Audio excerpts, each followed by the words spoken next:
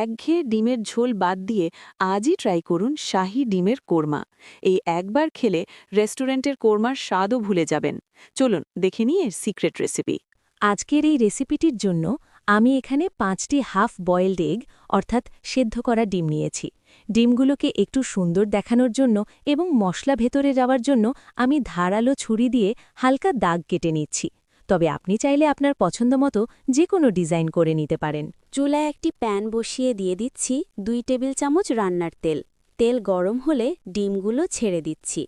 সামান্য লবণ ছিটিয়ে মাঝারি আঁচে 2 পিঠ হালকা করে ভেজে নেব। খুব বেশি লাল করার দরকার নেই। কালারটা একটু চেঞ্জ হলেই এগুলো তুলে নিচ্ছি।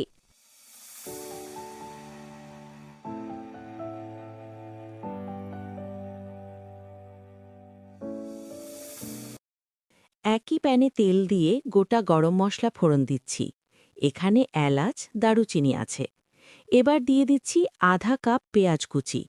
পেঁয়াজ কিছুটা নরম হয়ে এলে 1 টেবিল চামচ আদা রসুন বাটা দিয়ে হালকা ভেজে নিচ্ছি, যাতে এর কাঁচা গন্ধ চলে যায়।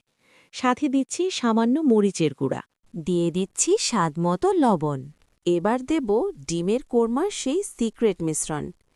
এটি বানাতে আমি 3 টেবিল চামচ পেঁয়াজ বেরেস্তা, 2 টেবিল চামচ কাজু বাদাম, 1 টেবিল চামচ কিশমিশ এবং 3 টেবিল চামচ টক দই একসাথে ব্লেন্ড করে নিয়েছি। এই মিশ্রণটি কোরমার স্বাদকে কয়েক গুণ বাড়িয়ে দেয়। মশলা কষানো হলে এতে সামান্য জিরার গুঁড়া ও গরম মশলার গুঁড়া দিয়ে দিচ্ছি। গ্রেভির জন্য 1 কাপ আগে থেকে জাল করা ঘন দুধ মিশিয়ে দিচ্ছি। ঝোল ফুটে উঠলে ভেজে রাখা ডিমগুলো দিয়ে দেব। এরপর ফ্লেভারের জন্য 4-5টি আস্ত কাঁচা মরিচ এবং 1 চা চামচ চিনি দিচ্ছি।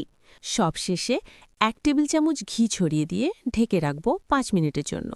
ব্যাস, তৈরি হয়ে গেল দারুণ সুস্বাদু শাহী ডিমের কোরমা। গরম ভাত বা পোলাওয়ের সাথে এটি জাস্ট অসাধারণ লাগবে।